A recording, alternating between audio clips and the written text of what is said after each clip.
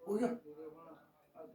देखो बच्चों, आज का अपना जो टॉपिक अपन डिस्कशन कर रहे हैं बेटा, वो है मोनोक्लोनल एंटीबॉडी, जो कि बहुत ही ज़्यादा मोस्ट इम्पोर्टेंट टॉपिक है बायोटेक्नोलॉजी का।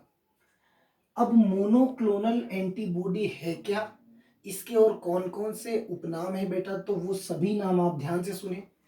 मोनोक्लोनल एंटीबॉडी, इसी को हिंदी में कहा जाता है एक क्लोनीय प्रतिरक्षी, और इन्हीं को बेटा मैजिक बुलेट्स के नाम से भी जाना जाता है। मैजिक बुलेट्स भी इन्हीं कहा जाता है।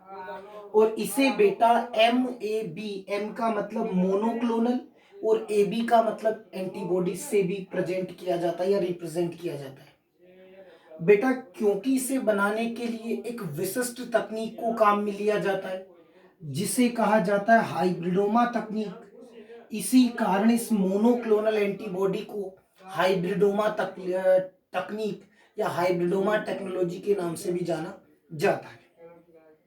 अब समझते हैं बेटा कि इसके बारे में बताया किसने। तो सबसे पहले बेटा मोनोक्लोनल एंटीबॉडी जो तकनीक है, इसकी खोज जॉर्ज कोहलर और मिल्स्टेन नामक वैज्ञानिक ने की। जॉर्ज कोहलर और मिल्स्टेन नामक वैज्ञानिक ने 1975 में इसकी खोज करी। इस कार्य के लिए इन्हें अवॉर्डेड किया गया 1984 में नोबेल प्राइज से। 1984 में नोबेल प्राइज से अवॉर्डेड किया गया। ठीक है, अब इसकी डेफिनेशन देते हैं बेटा कि है क्या। तो ये एक विशिष्ट प्रकार की एंटीबॉडी होती है बेटा, जो किसी विशिष्ट एंटीजन या पर्टिकुलर एंटीजन के खिलाफ बनती है। तो they are highly specific antibody against a particular antigen. They are highly specific antibody against a particular antigen. अब बेटा हाइब्रिडोमा टेक्निक या मैजिक बुलेट्स या मोनोक्लोनल एंटीबॉडी बनाने की प्रोसेसिंग क्या है, उसे समझते हैं। ध्यान दे बेटा कि मोनोक्लोनल एंटीबॉडी बनाने के लिए किसी चूहे या माइस को काम में लिया जाता है, और साथ ही बेटा इसमें मानव शरीर को भी काम में लिया जाता है, और इसमें कुछ मीडियम की आवश्यकता पड़ती है जिसे हैट मीडियम कहा जाता है। तो कई बार ये प्रश्न उठता है कि मोनोक्लोनल एंटीबॉडी किस जंतु पर निर्मित की जाती है, तो बेटा ध्यान रखिए माइस या चूहे से निर्मित की जाती है। अब कैसे मोनोक्लोनल एंटीबॉडी बनती है, उसकी पूरी प्रोसेसिंग को इजी वे में ध्यान से समझना बेटा, प्लीज अंडरस्टैंड। सबसे पहले किसी पर्टिकुलर एंटीजन को, मैंने लिखा है बेटा एंटीजन, किसी पर्टिकुलर एंटीजन को माइस या चूहे के शरीर में प्रवेश कराते हैं। जब एंटीजन माइस या चूहे के शरीर में प्रवेश करता है बेटा, तो इस माइस या चूहे के शरीर में जो स्प्लीन होगा, या स्प्लीन में जो बी लिम्फोसाइट सेल्स होती है, वो बी लिम्फोसाइट सेल्स क्या करेंगी बेटा, इस माइस के अंदर, चूहे के अंदर जो स्प्लीन होगा, स्प्लीन की बी लिम्फोसाइट सेल्स क्या करेंगी, इस पर्टिकुलर एंटीजन के अगेंस्ट जो है, पर्टिकुलर एंटीजन के अगेंस्ट एंटीबॉडी का फॉर्मेशन करेंगी। तो बेटा ये ध्यान रखना कि जैसे ही एंटीजन को माइस में एंटर करवाएंगे, तो चूहे की स्प्लीन की जो बी लिम्फोसाइट है, उस पर्टिकुलर एंटीजन के अगेंस्ट एक पर्टिकुलर एंटीबॉडी का फॉर्मेशन कर देगी। अब होगा क्या, ये सेल्स है बेटा, ये वो सेल्स है बी लिम्फोसाइट की प्रोड्यूसिंग सेल्स, जो पर्टिकुलर एंटीजन को जनरेट करेगी, सॉरी एंटीबॉडी को बनाएगी। और इस जो सेल है बेटा, इसका हाइब्रिडाइजेशन करवा देते हैं माइलोमा सेल से। अब माइलोमा सेल्स क्या होती है, माइलोमा सेल्स वो सेल्स होती हैं बेटा जो कैंसीरियस सेल्स होती है रियल में।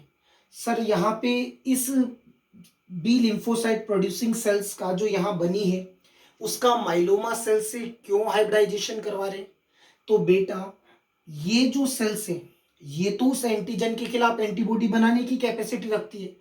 अब मैं चाहता हूं कि एंटीबॉडी जल्दी से बन जाए, तो रैपिडली डिवाइड करवाने के लिए मैं माइलोमा सेल्स के साथ इसका क्रॉस करवा दूंगा। और माइलोमा सेल्स और ये वाली सेल्स, जब दोनों का हाइब्रिडाइजेशन होगा, तो जो सेल्स जनरेट होगी उसे हाइब्रिडोमा सेल कहेंगे। अब इस हाइब्रिडोमा सेल का ये नेचर है बेटा कि ये रैपिडली डिवाइड भी कर सकती है, और साथ के साथ एंटीबॉडी को भी प्रोड्यूस कर सकती है। ध्यान से सुने, ये जो हाइब्रिड बना इसमें इसका भी क्या नेचर आएगा और इसका भी कैरेक्टर होगा।